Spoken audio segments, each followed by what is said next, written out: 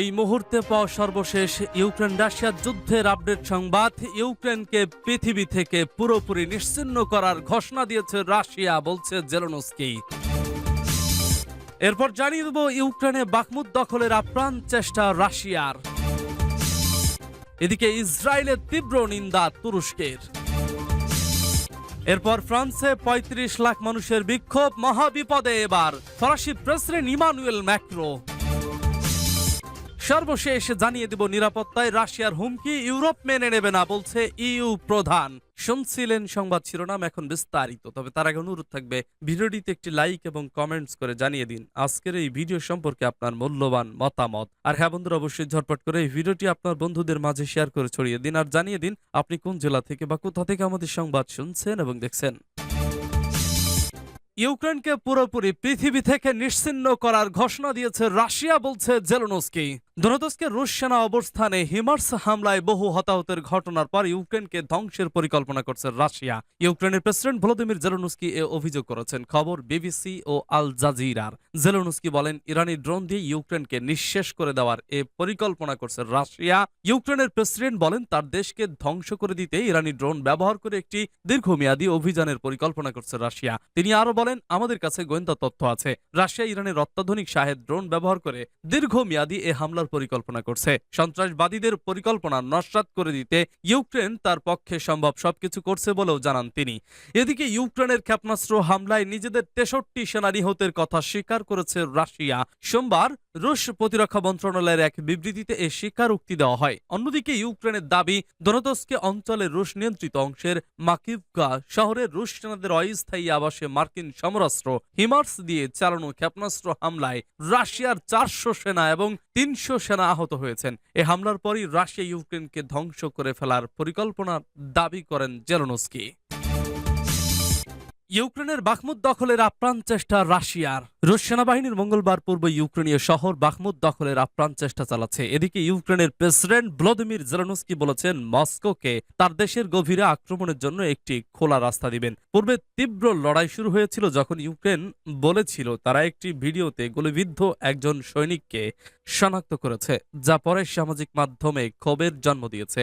যখন জাতিসংঘ প্রধান অ্যান্তোনিও গুতেরেসের আলোচনার জন্য কিয়েভে পদযাত্রা করেন। লবণ খনির শহর বাখমুতে যুদ্ধের আগে জনসংখ্যা ছিল ৮০,০০০। রাশিয়ার ১ বছরেরও বেশি সময় ধরে আগ্রাসনের মধ্যে সবচেয়ে দীর্ঘ এবং রক্তক্ষয়ী ছিল ইউক্রেনের এই শহরটি। রুশ বাহিনী ইউক্রেনের কিছু অংশ ধ্বংস করেছে এবং লক্ষ লক্ষ লোককে বাস্তুচ্যুত করেছে। রাশিয়া যে কোনো মূল্যে এটি দখল করার অভিপ্রায় ব্যক্ত করেছে। রাশিয়ার প্রতিরক্ষা মন্ত্রী সের্গেই শোইগু মঙ্গলবার একটি টেলিভিশনে প্রচারিত সামরিক কর্মকর্তাদের বলেছেন, ইউক্রেনের সশস্ত্র বাহিনীর প্রতিরক্ষার লাইনের গভীরে আরও আক্রমণাত্মক অভিযানের অনুমতি দেবে। কিয়েভে ইউক্রেনের প্রেসিডেন্ট ভলোদিমির জেলেনস্কি বলেছেন যে রাশিয়ান বাহিনীর চাপের মুখে গুরুত্বপূর্ণ পশ্চাদপসরণ সত্ত্বেও সেনাবাহিনী বাখমুতকে রক্ষা করতে চাইছিল, যারা কয়েক মাস ধরে শহরটি দখল করতে চেয়েছিল। জেলেনস্কি বলেছেন, রাশিয়া অবরুদ্ধ শহর বাখমুত দখল করলে পূর্ব ইউক্রেনে প্রবেশের জন্য একটি উন্মুক্ত রাস্তা থাকবে। জেলেনস্কি সিএনএন এর উলুফ ব্লি টজারকে বলেন, আমরা বুঝতে পারি যে বাখমুতের পরে তারা আরও যেতে পারে, তারা ক্রমতরস্ক যেতে পারে, তারা স্লোভানিয়সকে যেতে পারে। বাখমুতের পরে ইউক্রেনের অন্যান্য শহরে ডোনেটস্কের দিকে রাশিয়ানদের জন্য এটি খোলা রাস্তা হবে। জেলেনস্কি সিএনএন এর উলুফ ব্লিটজারকে বলেছেন, বিদ্রোহীরা ক্ষতিগ্রস্ত করছে। ইসরায়েলের তীব্র নিন্দা তুরস্কের। ফিলিস্তিনের অধিকৃত পশ্চিম তীরে ইসরায়েলি বাহিনী এবং ইহুদি বসতি স্থাপনকারীদের ক্রমবর্ধমান হামলা ও সহিংসতার ঘটনায় তীব্র নিন্দা জানিয়েছে তুরস্ক। বার্তা সংস্থা আনাদোলু জানিয়েছে, পশ্চিম তীরের জেনিন শরণার্থী শিবিরে ইসরায়েলি বাহিনীর অভিযানে ৭ ফিলিস্তিনি নিহতের পর মঙ্গলবার গভীর রাতে তুরস্কের পররাষ্ট্র মন্ত্রণালয় এক বিবৃতিতে এই নিন্দা জানায়। বিবৃতিতে তুরস্কের পররাষ্ট্র মন্ত্রণালয় বলেছে, জেরিনের পাশাপাশি হুয়ারা শহরে স্থানীয়দের ওপর সহিংসতা ও ভীতি সৃষ্টি করা হচ্ছে, যা অগ্রহণযোগ্য। বিবৃতিতে আরো বলা হয়েছে, আমরা এসব হামলার অবসান এবং সহিংসতা রোধের পুনরায় আহ্বান জানাচ্ছি। আমরা ইসরায়েলি সরকারকে সংবেদনশীল ও দায়িত্বের সঙ্গে কাজ করার আমন্ত্রণ জানাই। প্রসঙ্গত, ফিলিস্তিনি শহরগুলোতে বারবার ইসরায়েলি অভিযানের কারণে স্থানীয়দের মধ্যে প্রতিবাদের ঝড় বইছে। ফলে সাম্প্রতিক সপ্তাহগুলোতে অধিকৃত পশ্চিম তীর জুড়ে উত্তেজনা বেড়ে গেছে। ফিলিস্তিনিদের পরিসংখ্যান অনুসারে চলতি বছরের শুরু থেকে এখন পর্যন্ত দখলদার ইসরায়েলি বাহিনীর গুলিতে অন্তত ৭০ ফিলিস্তিনি নিহত হয়েছেন। বিপরীতে ফিলিস্তিনিদের পৃথক হামলায় 14 ইসরায়েলি প্রাণ হারিয়েছেন।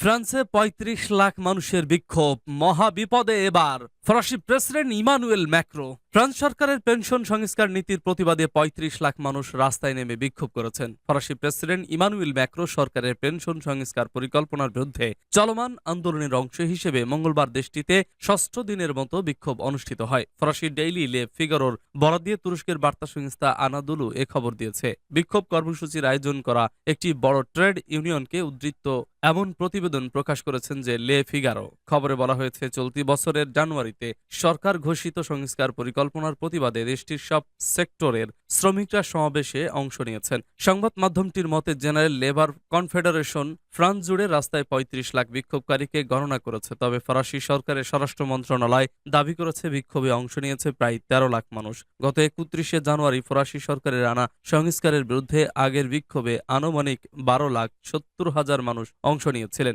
ফ্রান্স সরকারের সংস্কার পরিকল্পনা অনুযায়ী অবসরের বয়স বাড়িয়ে ৬২ থেকে ৬৪ করা হয়েছে, যা কার্যকর হবে ২০৩০ সাল থেকে। এছাড়া পেনশনের পুরো টাকা পেতে হলে কমপক্ষে ৪৩ বছর চাকরি করতে হবে। সরকারের এমন সিদ্ধান্তের প্রতিবাদে দেশটিতে প্রতিবাদ ও বিক্ষোভ দানা বেঁধেছে।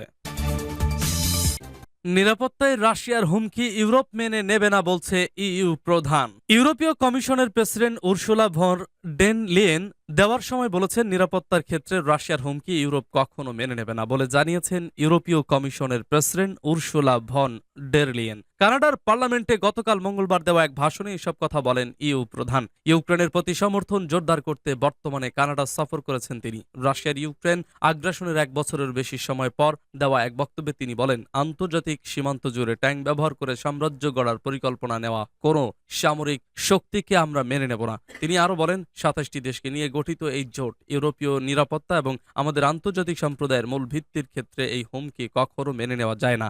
ভন ডের লেয়েন ইউক্রেনের জন্য দ্রুত সামরিক অর্থনৈতিক সহায়তার আহ্বান জানিয়েছেন এবং তিনি এই ধরনের অপরাধের বিচারের জন্য একটি বিশেষ আদালত গঠনে নভেম্বরের প্রস্তাব দেওয়ার পর রাশিয়ার আগ্রাসন মোকাবেলায় অর্থ প্রদান করতে তাদের প্রতি ফের আহ্বান জানান। আন্তর্জাতিক নারী দিবসের প্রাক্কালে ভন ডের লেয়েন ইউক্রেনের নারী সৈন্যদের প্রশংসা করেন। যুদ্ধের আগে তাদেরকে যুদ্ধের দায়িত্ব পালন করা থেকে বিরত থাকতে বলা হয়েছিল, কিন্তু তারা একথাকে পাত্তা না দিয়ে যে কোনো উপায়ে সেনাবাহিনীতে যোগ দেওয়া শুরু করেন। রাশিয়া ইউক্রেনে তাদের যুদ্ধ কৌশলের অংশ হিসেবে ধর্ষণ ও যৌন সহিংসতা চালাচ্ছে। জাতিসংঘের এমন অভিযোগের কথা উল্লেখ করে তিনি বলেন, এটি কেবল ইউক্রেনের যুদ্ধ নয়, এটি মানবাধিকারের বিরুদ্ধেও একটি যুদ্ধ এবং এটি নারীর অধিকারের বিরুদ্ধে যুদ্ধ। তিনি বলেন, ইউক্রেনীয় নারীরা পাল্টা লড়াই করছে। যুদ্ধ শুরুর পর থেকে ইউক্রেন সামরিক বাহিনীতে